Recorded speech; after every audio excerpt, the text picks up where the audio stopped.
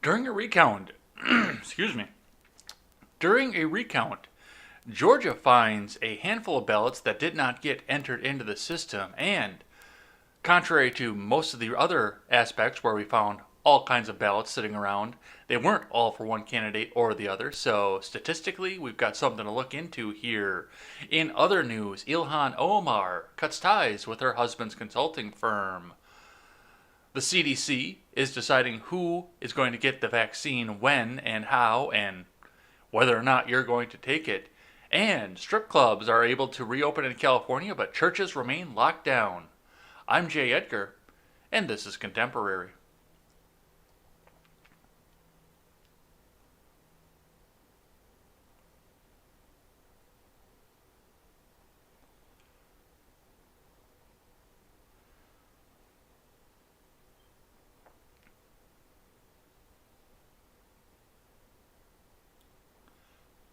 Good morning, folks, ladies, gentlemen, everything in between, because we have to say that nowadays on this, lest we get canceled for not acknowledging everything in between here. My name is Jay Edgar.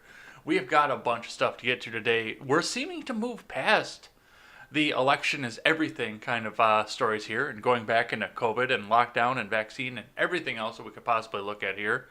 Bunch of stuff going on today from all different aspects, but it does kind of fall onto the same theme. But before we get into any of that, head on over to freedomscoop.com. Freedomscoop.com is going to be your one-stop shop for all of your news and commentary needs.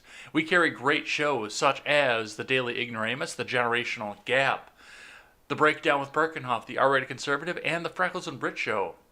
Come on by. Pick up some of our swag, help us support great creators, and help us get the message out, because the mainstream dominates it. But we want to take over. All right, let's get into the stocks here for the morning here, starting with the Dow chart for the yesterday, rather. Looks like it stayed going up once again throughout the day. We're almost kissing that 30,000 mark. 29,950.44 is where it ended, another 1.6% up. But it looks like the futures may be looking downward once again because, as I keep mentioning, nobody really knows what's going on right now. So let's see what those have to say. Starting with Investors Business Daily. Dow Jones today, futures mixed as Tesla lifts NASDAQ, Walgreens, CVS dive on Amazon pharmacy launch.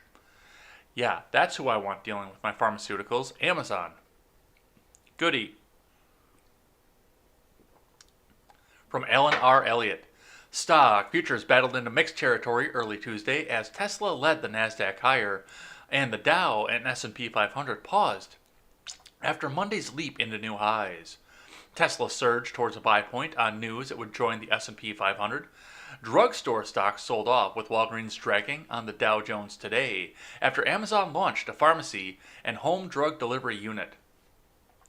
And that's one of the things that I've been saying about this lockdown for a while, is the fact that, oh hey, big company Amazon over here, let's get these little guys out of your way so you can continue to grow. And it seems to be happening again. And this is taking down a big company too, by the way. If it's taking down Walgreens and CVS, they're starting to take down their big competitors. It might go into a corporatocracy at this point, and whoever can sit down and lean down and suck off Amazon is going to be the winner in this particular market. So, Dow futures slumped 0.6%. S&P 500 futures dipped 0.4% below fair value. NASDAQ 100 futures edged 0.3% higher on the stock market today as Tesla soared and Amazon.com and T-Mobile posted strong early gains. Edwards Lifesciences and Carrier Global led the S&P 500, each up more than 3% in early trade. Small caps were under pressure, with Russell 2000 futures down 0.6% after Monday's rally to new highs. China's internet stock Joy popped up more than 8%, setting up for an early breakout. The company topped analysts' third quarter earnings and sales estimates and announced Baidu would also buy its video-based social media platform for $3.6 billion. Well, I guess we're going to have to get into Baidu here because they're going to go and try to put Google under. All right, and that's what we've got here. They're just going to go down and go over some major charts here. So let's keep going on. We'll see what the futures look like from CNBC. Stock futures slip a day after the Dow and S&P 500 close at records from Fred Imbert. Dow Jones Industrial Average and S&P 500 futures declined on Tuesday morning after the two major benchmarks closed at record levels. Dow futures fell 200 points or 0.7%. The move implied an opening loss of about 160 points. S&P 500 futures slid 0.5%. Nasdaq 100 futures were higher by 0.3%. Here's what traders were watching on Tuesday. Shares of pharmacy owner CVS Health and Dow member Walgreens Boots Alliance dropped in pre-market trading after Amazon launched a pharmacy business. Tesla jumped up after it was announced they were going onto the S&P 500. Home Depot fell after its earnings report Monday morning, even after saying sales surged 24% last quarter. Walmart shares gained 2% in pre-market trading after earnings topped expectations on soaring e-commerce sales. On Monday, the Dow and the S&P 500 posted all-time closing highs. The Dow also notched an intraday record.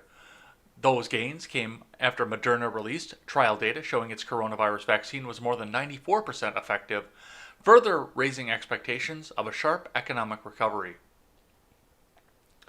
Yay, the orange man's going to be gone. We're going to have a recovery. Yay!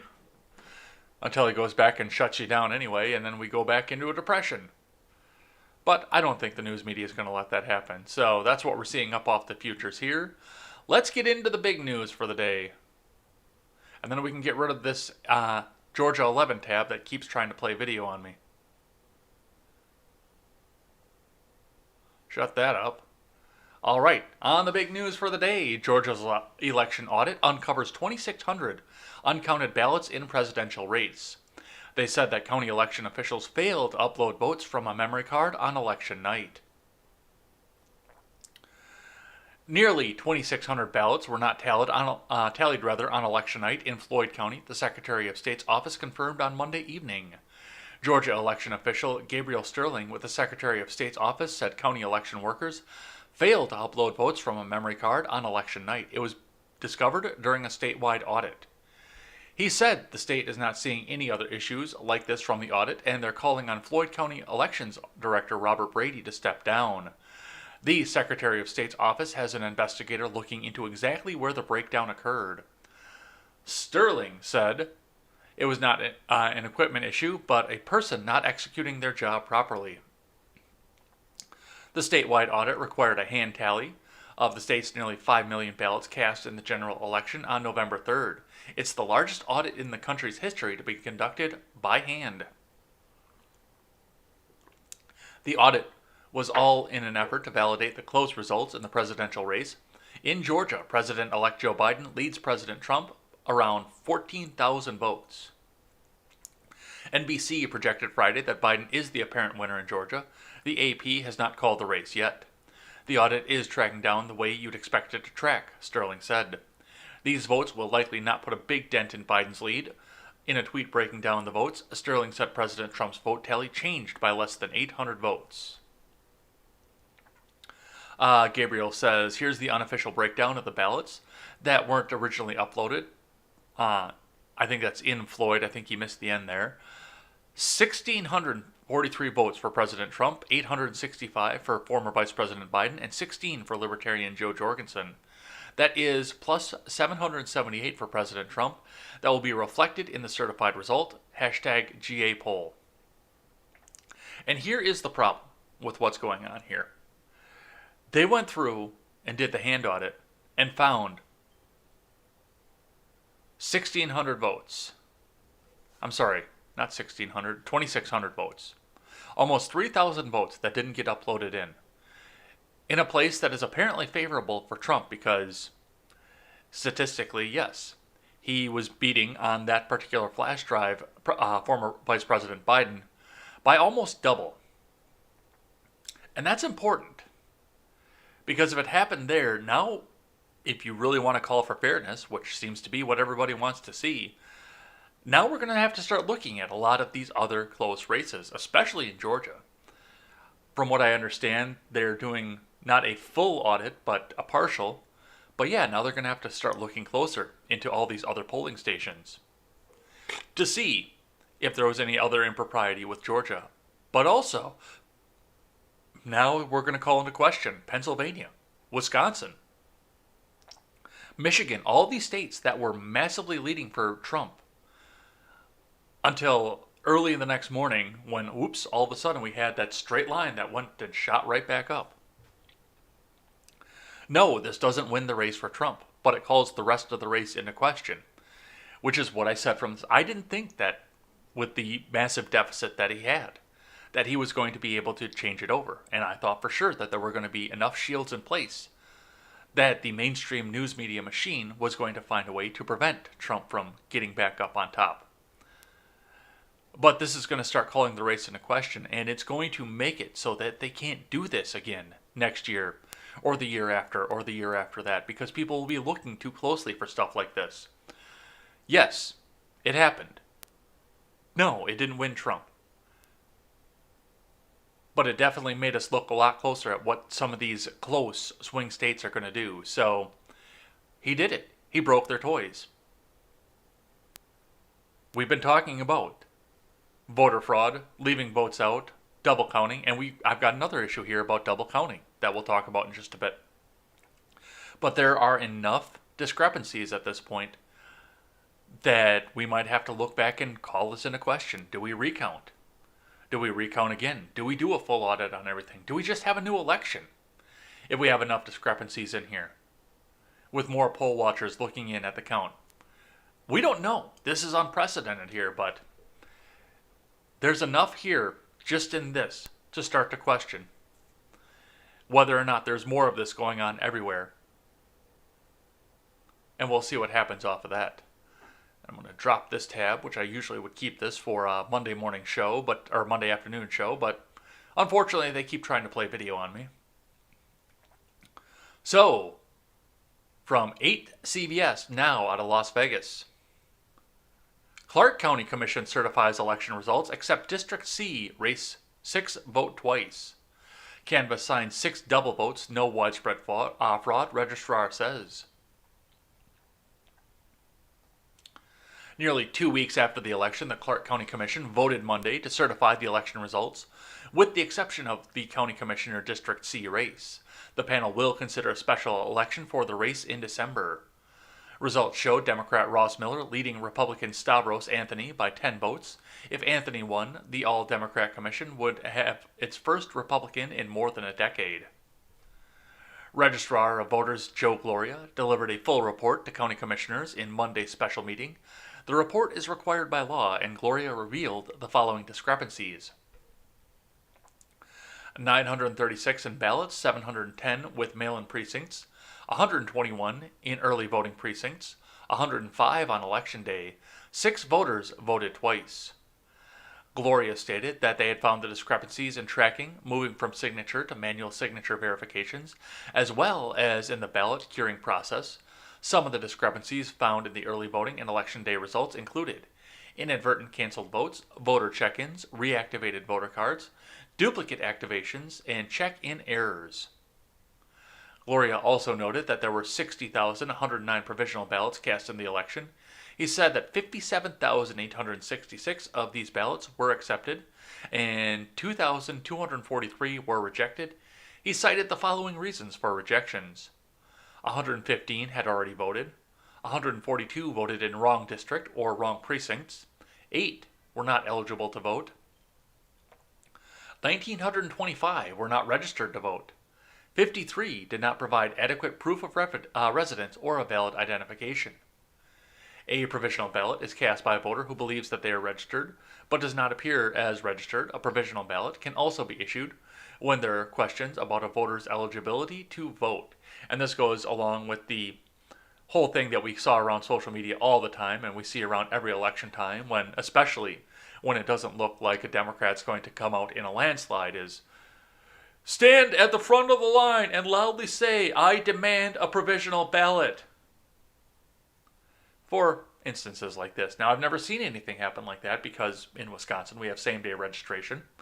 So we don't see the issues where somebody's registered to vote or thinks he's registered to vote and can't vote.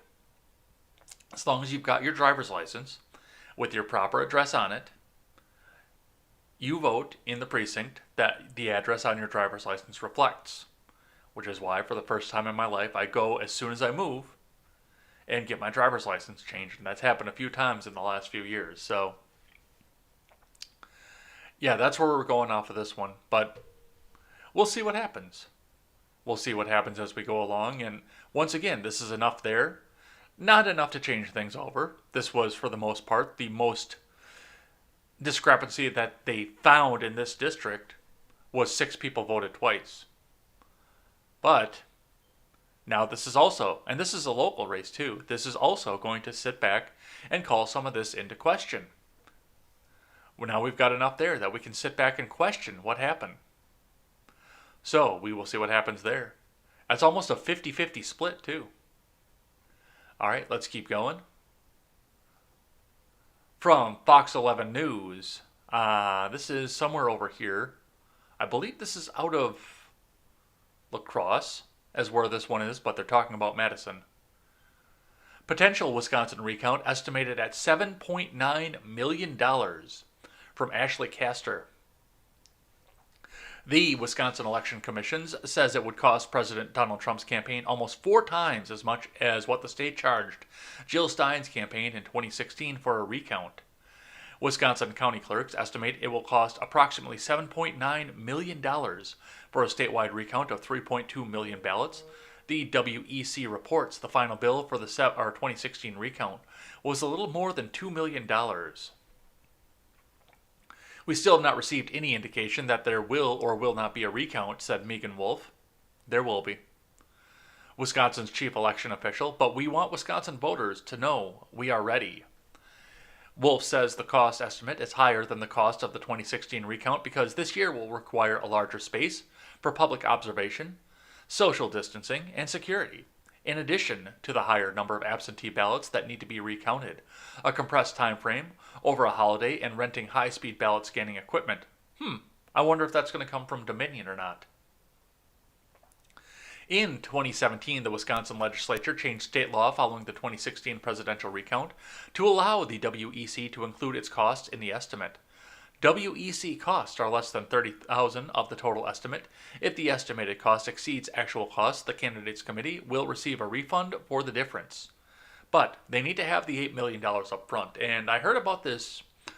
I went to the grocery store last night to go and restock, and I heard about this on one of the local AM affiliates on the way back home. One of the things, and one of the speculations for this is it's not necessarily to go out and try and change the results or try to prevent it from happening. They are trying to bleed the campaign dry. And yes, it says it right in there. The WC costs are less than $30,000 of the total estimate. If the estimated costs exceed the actual costs, the candidates committee will receive a refund of the difference. So the Trump campaign at this point has to put up the $8 million up front if they want to do the recount. If they want to go back and have it recounted, redone, and hopefully audited with what we saw out of Georgia. And they will probably get a large amount of that money back. But right now they're trying to bleed the campaign dry so they can't keep going and filing more of these election audits and recounts and everything else around the country. Bleed them dry. There's no way, even with a little bit of COVID cost going with this, to put plexiglass up, to get a larger space, anything else like that, that this is going to cost 4 times what it cost hippie grandma to do the same thing here just to get ballot access. Because, and I was talking with Chris about this last night. For the most part, it does seem that what hippie grandma did was for ballot and debate stage access, not necessarily to try and win, because there was no way that she was going to. And to go out and try to certify the fact that she didn't cost Hillary Clinton the election. Because Hillary's sycophants were out there, well, not necessarily Hillary's sycophants, but anti-Trump sycophants were out there screaming at hippie grandma for the fact that she wanted to go out and have this recounted and even be on the ballot in the first place. So, we will see what happens off of this. And yeah, I don't believe that $8 million is the actual cost to go and do a recount here in Wisconsin. But hey, bleed that campaign dry. All right, let's keep going. From Fox News. The Mandalorian fans call on Disney to fire Gina Carano after tweet mocking Democrats, masks. from Tyler McCarthy. The Mandalorian actress Gina Carano caught backlash from critics on Twitter after sharing a post critical of Democrats and mask wearing amid a spike in the coronavirus pandemic. The actress, who's rarely shy about sharing her conservative-leaning beliefs on social media, took to Twitter over the weekend to post a picture of two people who seem like they're purposely putting face masks over their eyes. Breaking news, Democratic government leaders now recommends we all wear blindfolds along with masks so we can't see what's really going on, the meme read. Oh shit, I didn't know that originated with Gina Carano. I saw that meme. Let's get the picture up here. Yeah, that one. She just shared that one out, and now they want her completely canceled. Am I following this person? No. I am now. Because that's kind of based, and I kind of like that. Although the former MMA fighter didn't directly comment on the picture herself, her followers immediately voiced their outrage and called on Disney to remove her from the hit Disney Plus Star Wars spin-off series, which I have yet to see, by the way. I have it marked because I want to sit down and watch it, but I said I wasn't going to start watching it until after I finish Man in the High Castle, and I keep sitting down and watching Deep Space Nine instead of watching Man in the High Castle. But once I finish High Castle, I'm going to sit down and watch The Mandalorian and see what the hype is all about. See if the baby Yoda is really as cute as they say it is. But yes, they're trying to get her canceled because she's not towing the party line. So, good on her, I guess. Let's keep going. From the Star Tribune out of Minneapolis, U.S. Representative Ilhan Omar severs financial ties with husband's political firm. She denies impropriety but ends contract to avoid a perception of conflict. From Stephen Montemeyer. U.S. Representative Ilhan Omar has told supporters that her campaign is no longer doing business with her husband's political consulting firm, a connection that had previously sparked scrutiny and complaints to campaign finance watchdogs. There's no impropriety here, it's just some people did something.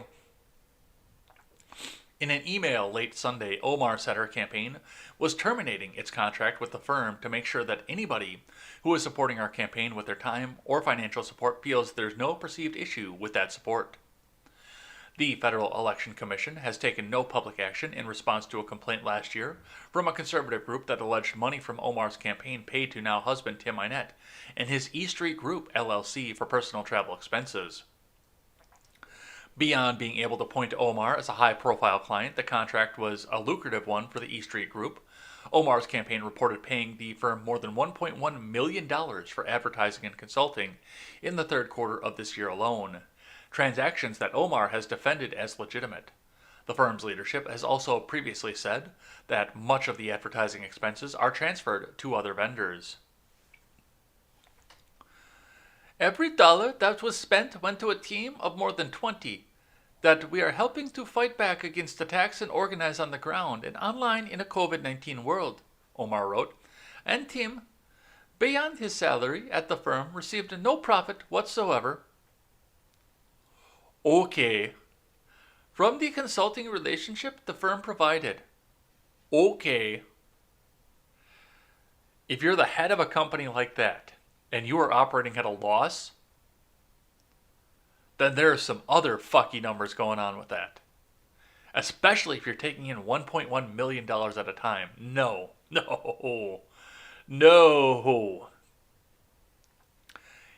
If you are operating at a loss with that kind of money coming in, then you need to rethink your finances and whether or not, as Quark says on Deep Space Nine, that you have the lobes for business, because you clearly don't. If you're operating at a loss with that kind of money coming in, you do not have the lobes for business at that point. No. But now she's severed ties, so we will watch and see if there's a divorce that comes with this. From CNN, Fauci, it would be better if government health officials could start working with incoming Biden-Harris administration. From Devin Cole and Naomi Thomas. Dr. Anthony Fauci said Sunday that it would be better if the government health officials could start working with President-elect Joe Biden's transition team, underscoring the importance of a smooth transition process as the country grapples with the worsening coronavirus pandemic.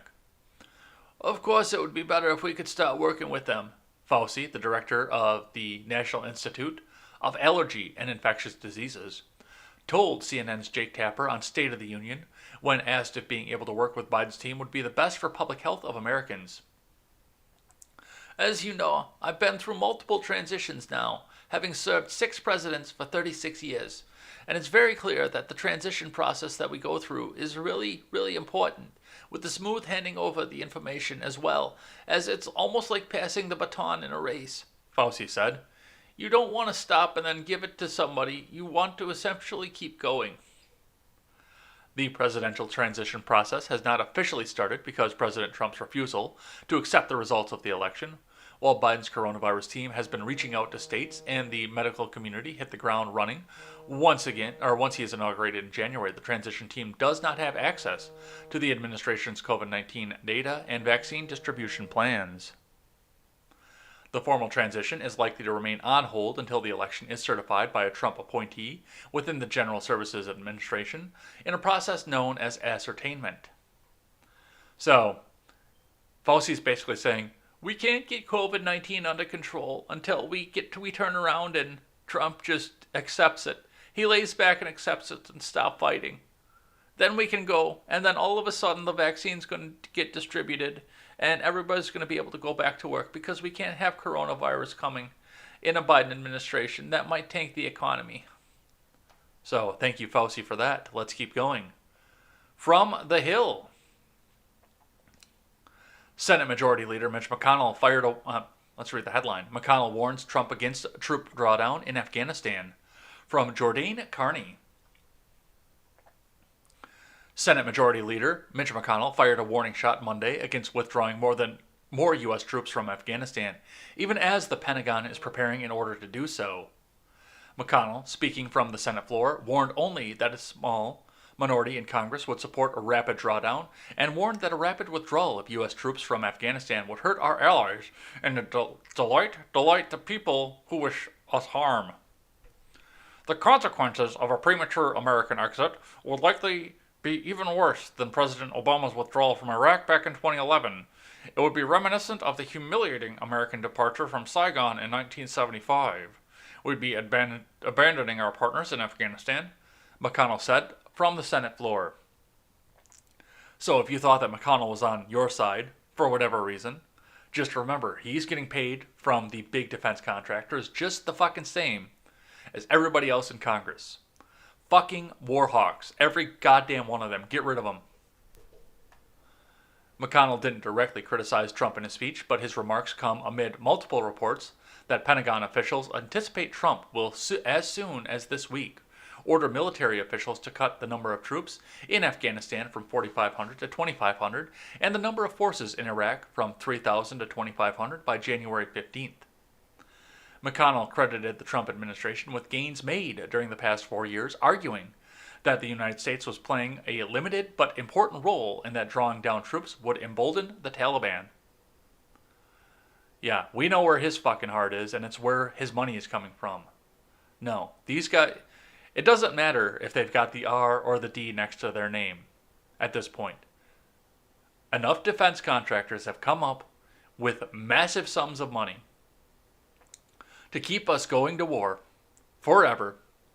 Hopefully keep starting new wars because, well, that's another place too that's very easy to go hide your political opponents is on the front lines. But yeah, these people want to keep us in war, at war forever. Fuck that. Absolutely 100% fuck that. Let's keep going. From Fox News, squad member Ilhan Omar compares Trump events to Klan rallies. From Sam Dorman. Representative Ilhan Omar blasted President Trump and his supporters on Monday when she likened his political rallies to those held by the Ku Klux Klan. Omar was speaking with the Washington Post's Jonathan Capehart, who asked about Trump personally attacking her. On a personal level, I have gotten accustomed to standing up to bullies in my life, and so on a personal level, it really hasn't impacted me, besides having my children be exposed to it. And for the last 2 months of this election cycle, waking up every single morning to text messages from my siblings asking if I was safe, Omar said, noting that Trump would mention her at rallies. She added, "It really doesn't matter where he was sometimes, multiple times in a day, as he had held his Klan rallies throughout the country." The progressive congresswoman faced plenty of pushback online for her comments. Kevin Sorbo, "Hey Ilhan, did you just compare Trump rallies to KKK meetings? But you're all about peace and unity, right?" And that's just about it, too. They're talking about the lists. They're talking about punitive action from the list, and now they're trying to dehumanize anybody who supported Trump into another Klansman. Dude, these are people. And I say the same thing about the socialists on the other side. They are still people. They are misguided in their economic views, but they're still people. And I will do everything that I can from where I sit behind the golden Edsblog Productions microphone to try and make a better life for them, but not in the way that they want. And unfortunately, some of them, if they don't get their way, just want to go out and burn and loot and destroy things.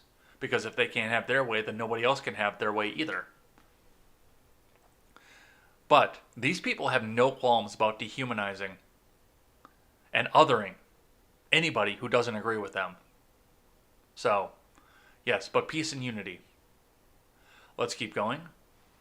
From the Daily Wire. Watch, CNN's Chris Cuomo admits, "We do the job based on who's in power." From Hank Berrien. On Monday night, during the handoff from CNN anchor Anderson Cooper to his own show, Cuomo Primetime, CNN anchor Chris Cuomo appeared to inadvertently reveal his own partisan brand of newscasting, asserting, "We do the job based on who's in power." Cuomo said to Cooper, referencing Fox News, which he called State TV, "State TV's got some new competition, Anderson. It's going to be very interesting to see how the narrative unfolds. For people like us, we do the job based on who's in power, but this is going to be very interesting." Let's listen to him.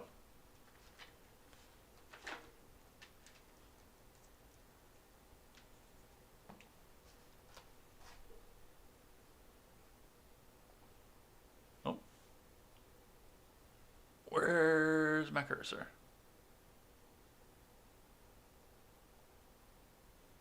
All right, let's get you guys on. Let's get the ears on and go. The news continues right now. I want to hand it over to Chris for Cuomo Primetime. Chris? State TV's got some new competition, Anderson. It's going to be very interesting to see how the narrative unfolds. You know, for people like us, we do the job based on who's in power. But this is going to be very interesting. You notice what Langford said there, how the media, not this network, is playing his words, which were he would get involved. And now he isn't, and we know why. He has no good reason. Thank you, my brother, for bringing it to light. I am Chris Cuomo, and welcome to Primetime. So yeah, they do the job based on who's in office. They do it differently, which we all knew. When Obama was in office, it was an 8-year suckfest, is all that it was. And now that Trump is in office, it is Orange Man bad, all the time. And as Tim Pool has pointed out, you know, if there's a natural, like a tornado or something, goes through Iowa. If you go over to Fox, tornado goes through Iowa. Here's what the damage report looks like. If you go over to Newsweek, tornado rips through Iowa. Here's what the news looked like. If you go over and look at One American News, tornado rips through Iowa. Here's what it looked like. And if you go over to CNN, Donald Trump said he might not accept the results of the election. So yeah, it was just 4 years of anti-Trump everything, in a vast contrast to what it was under Obama. And they were bad about that under Obama too, because it was still, once again, it was all government all the time during the Obama years, but they were praising instead of pushing it down. And it was the same thing under the Obama years. Earthquake in California over on Fox News. Earthquake in California over on, well, OAN didn't exist at the time, but on every other major outlet. Earthquake in California, Go over to CNN. President Obama gave a riveting speech in front of the press today. So, yeah, they always have been all government all the time.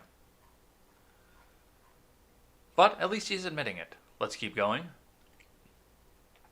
Oakland County Republicans calls for Whitmer's impeachment on Fox 2 Detroit. Just a couple things here. From Jack Nissen, an Oakland County Republican state representative is calling for the impeachment of Governor Gretchen Whitmer shortly following her announcement of new COVID-19 restrictions in Michigan. Representative Matt Maddock posted Sunday night that he and other state legislators believe that the governor has committed impeachable conduct, like ignoring court orders and violating constitutional rights. Michigan voters know that she has committed the following impeachable conduct, Maddock wrote, before listing a series of allegations like weaponizing contract tracing databases and using our kids as political pawns. GOP angst towards Whitmer and decisions she's made regarding the COVID-19 pandemic has been present throughout the public health emergency. Shortly following the state of emergency, Whitmer declared in March. Tensions between her and the GOP-led legislature have spilled over into policy differences and lawsuits. However, some of that criticism has also spilled onto the public discourse where protests have unfolded in front of the Capitol building in Lansing. Some believe anti-Whitmer rhetoric inspired a plot to kidnap the governor. Oh, Jesus fucking Christ. They are really going to go and try and push that back on them too. Who has been on the opposing side of tweets from President Trump. Okay, so now they're going to try to link the kidnapping plot by people who hated Trump to Trump because of what people were doing in front of the Capitol. This is your local news media. As well as Republican leaders like Senate Majority Leader Mike Shirkey or Clark Lake.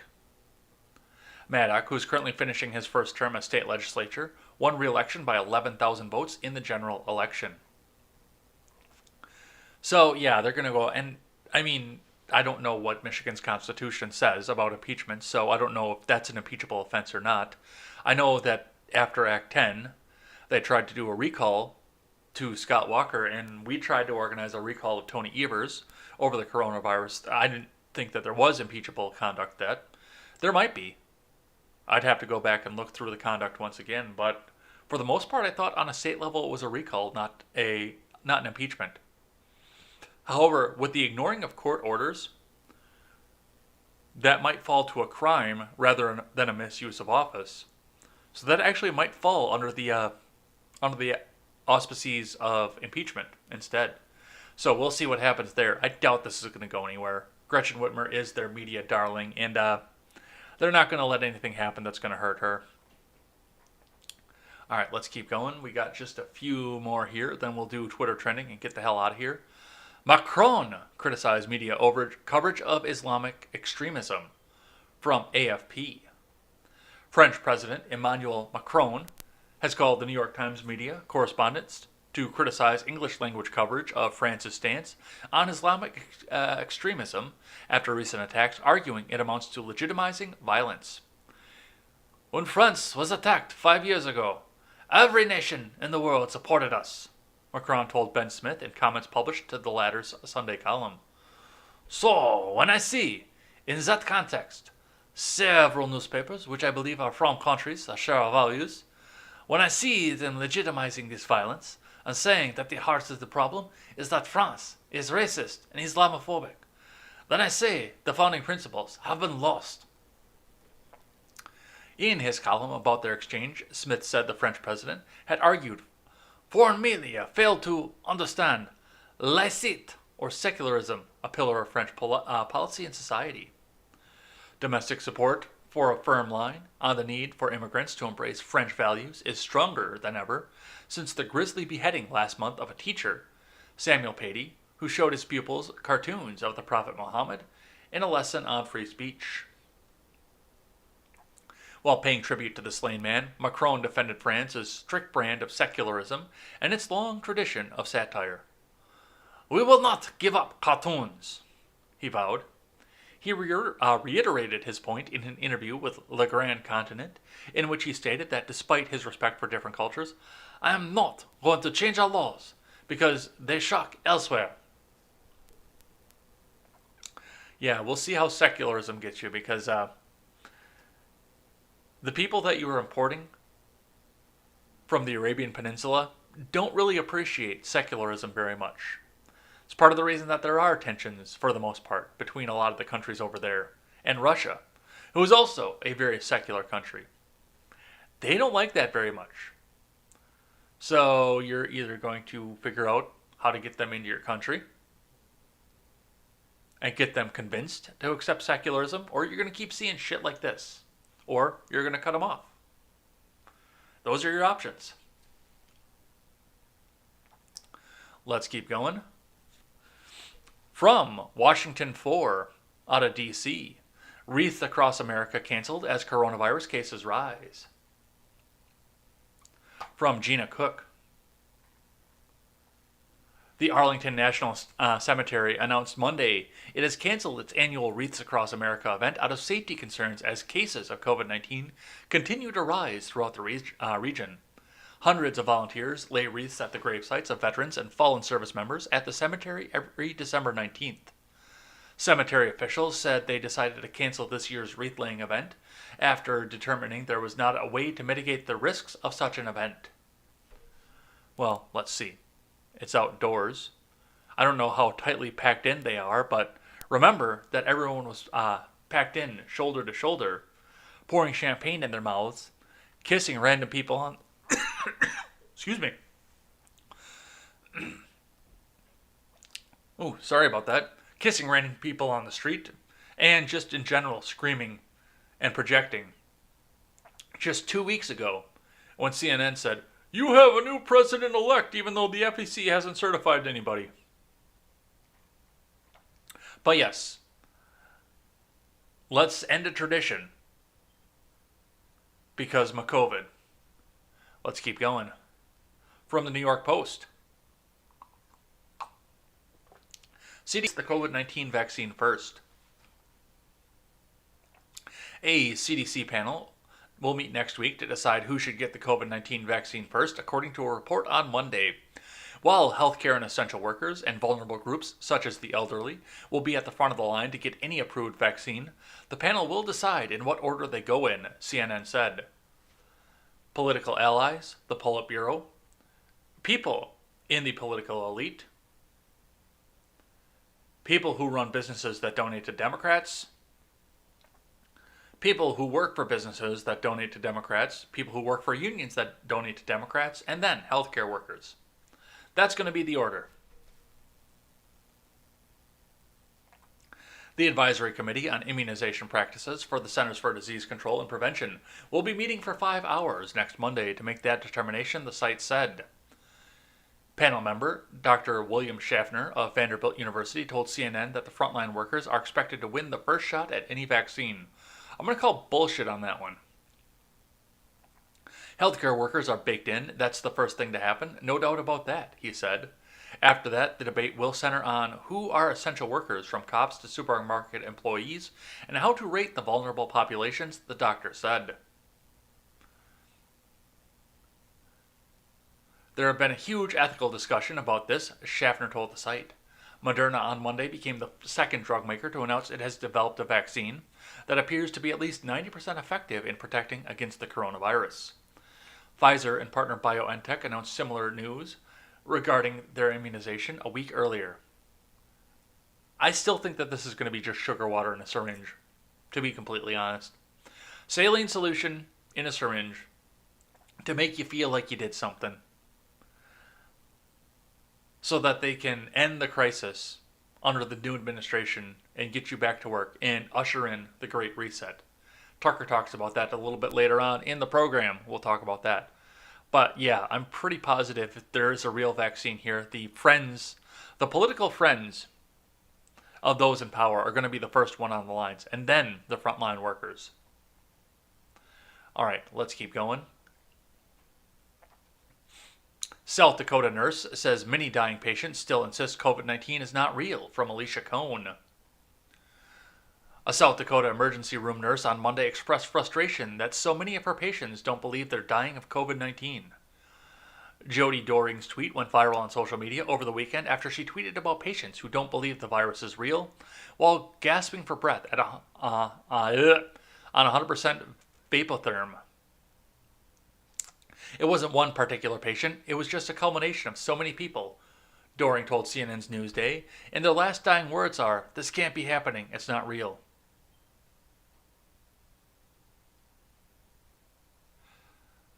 Let's listen to her. You know what?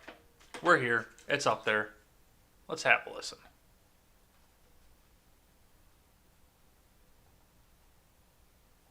You said that even now, that the hospital is being overrun with COVID patients. They come in, they're horribly ill, they're gasping for breath, and yet they don't believe they have COVID?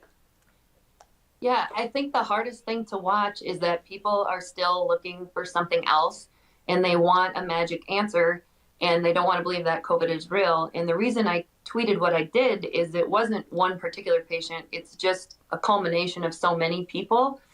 And their last dying words are, this can't be happening, it's not real. And when they should be spending time FaceTiming their families, they're filled with anger and hatred. And it just made me really sad the other night. And I just can't believe that those are going to be their last thoughts and words. Anger and hatred towards you?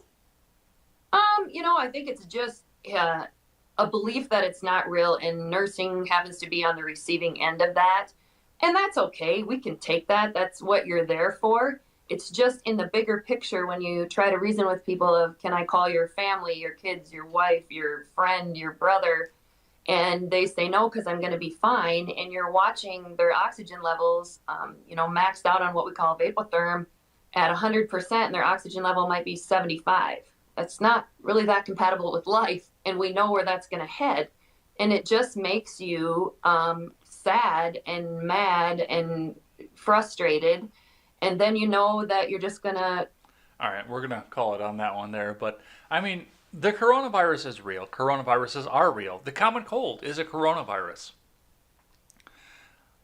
I know that there are other people out there that I'm not going to come out and say nobody doesn't believe in coronavirus, because they do. But it's the reaction to the coronavirus that people are calling in as a hoax. Yeah, and there are people that say that coronavirus itself isn't real too. I mean, there are people that I know in my personal circles that tell me that viruses aren't real at all to begin with. I'm sorry, but the coronavirus is a real thing. People get sick. But the reaction to a small-scale virus that really has a pretty steep survival rate, that's the hoax. But no, go on and keep telling people that you're killing grandma. All right, so that is that. Let's keep going. From Politico, California lawmakers head to Maui with lobbyists despite pandemic travel warnings, from Katie Murphy. The pandemic may have canceled 2020, but it did not derail an annual gathering of lobbyists and lawmakers on the shores of Maui that brought people from across the country to a luxury resort this week. Roughly 100 people from 4 states converged at the Fairmont Kia Lani for a 4-day legislative conference organized by the Independent Voter Project, said the group's chair and executive director Dan Howley. The 18th annual event was a third of its regular size, Howley said, but it still drew nearly 20 lawmakers from California, who hopefully will get tested when they come back in, but I've got a feeling that they won't. I've got a feeling that that just might slip through the cracks. Texas and Washington State. The theme, how to reopen states' economies and the public health crisis. Howley said that he was not concerned about the public health implications of bringing people from around the country together because of the stringent requirements in Hawaii's mandatory safe travels program. To avoid a lengthy quarantine, visitors must provide proof of a negative COVID test taken within 72 hours of arrival. The mark of the beast. It really doesn't matter where you're coming from as long as you have a negative COVID test before you arrive here, he said. And yet, these same lawmakers, and you know what? They can do what it is that they want to do. I'm not going to deny them of that. I'm never going to deny them of that. They are free to go about the country. It's only those that are trying to deny us. But they will come out and tell their people that they're not allowed in any instance to go and travel, and they will have to go through extensive tests and clearances and quarantines if they travel anywhere. And then they will just jump on a plane and go to Maui. Everybody else in the world has to teleconference, but they can just jump on a plane and go to Maui. So, it's not that they're doing it that concerns me. I don't care. I don't give a fuck. It's California. It's the fact that they're doing it and then telling other people that they can't. So, we will see what happens off of this here. Let's keep going from the Blaze. Strip clubs to reopen in California while churches remain locked down. On Monday's show, Pat discussed a temporary injunction on behalf of 2 adult entertainment establishments that allow the clubs to operate despite statewide COVID-19 lockdowns. Meanwhile, churches remain closed. In October, the owners of Pacers Showgirls International and Cheetah's Gentlemen's Club filed a lawsuit against the county claiming that public health orders violated the business's constitutional rights of due process and equal protection under the law. According to a report, San Diego Judge Joel R. Woolfield ordered a temporary injunction that stops any government entity or law enforcement officer from enforcing the provisions of the cease and desist orders. Pat explained the problem is less about strip clubs being allowed to operate and more about churches being forced to remain closed. Yep, that's the 14th Amendment at work once again. Equal protection under the law. Equal application of the law, equal protection under the law. That's what this needs to be. And so many people forget this at this point. We are seeing cases where your strip clubs, who are probably friendly with a few of the politicians, can come out and open. But your church, you may not go to church. And I know that one of the tenets of socialism, which they keep trying to tell me they're not trying to push, but they are definitely trying to push. One of the big tenets of socialism is state worship. Worship of the state above all else. So, I don't know what the plan is, what they're trying to do, or if they're just trying to keep people from popping off and blowing their own brains out. But yeah, we're not having equal protection under the law at this point, and it needs to stop. All right, let's keep going. I got a couple here on Tucker. First off is an opinion piece from Tucker himself. The elites want COVID-19 lockdowns to usher in a great reset, and that should terrify you. By Tucker Carlson. America is locking down again in some places. That's already happening. If you have kids, you've seen it. Joe Biden has promised more of it. More masks, more quarantines, more limits on travel, more restrictions on who you can eat with and who you can touch.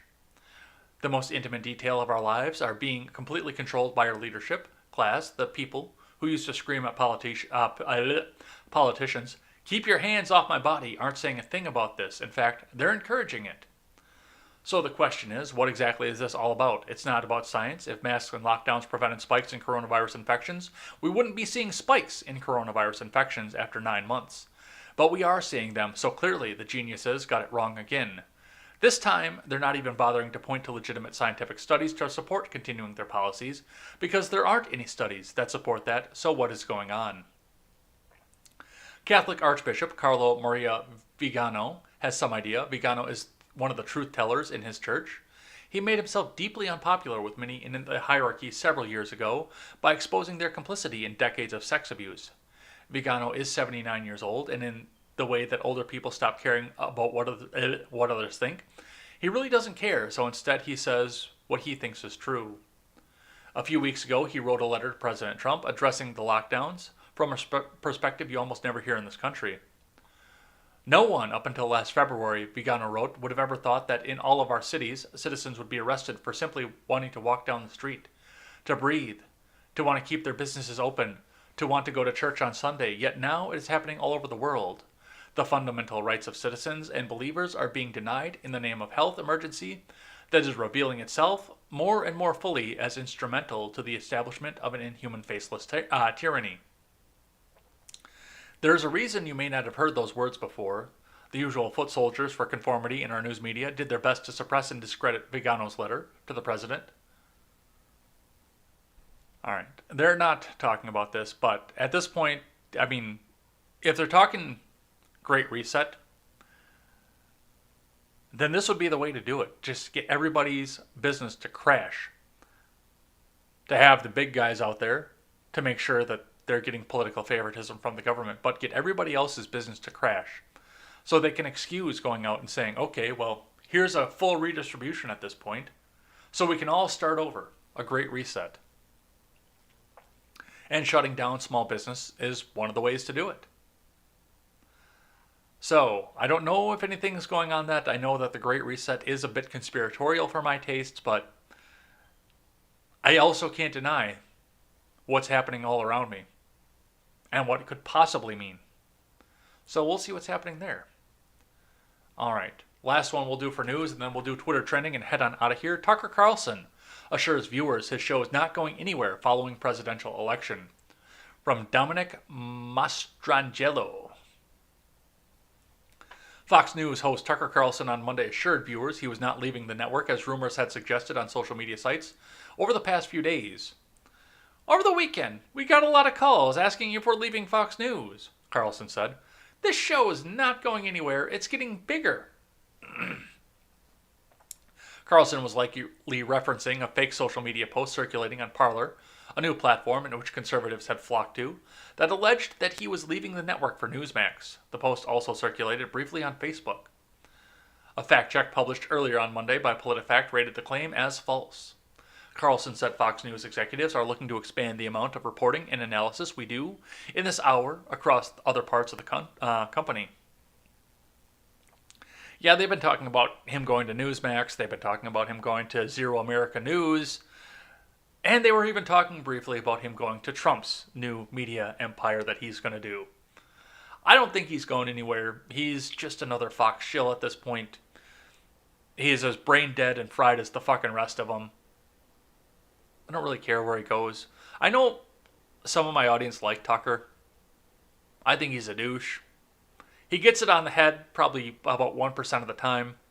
And I credit him when he does, but for the most part, I think he's an ass. And he's my competition anyway, so of course I'm not going to do what it is to anything to try and hold him up at this point, but, you know, he is who he is. So, apparently he's going to be staying at Fox News as they continue fiddling their way down into the ocean. Alright, and that's going to be it for the news here. The last thing we do on Tuesday is Twitter trending. So, let's see what is going on Twitter trending here. I know that they were talking about Sidney Powell about to release the Kraken. I wanted to read about that today, but there wasn't enough there. There wasn't enough Green Check verified and enough verified news to go with it. Just a 16-minute stint on Rush Limbaugh's show was all that I had for that one here. So we will see if that goes out to any more, but let's see what is trending for the day.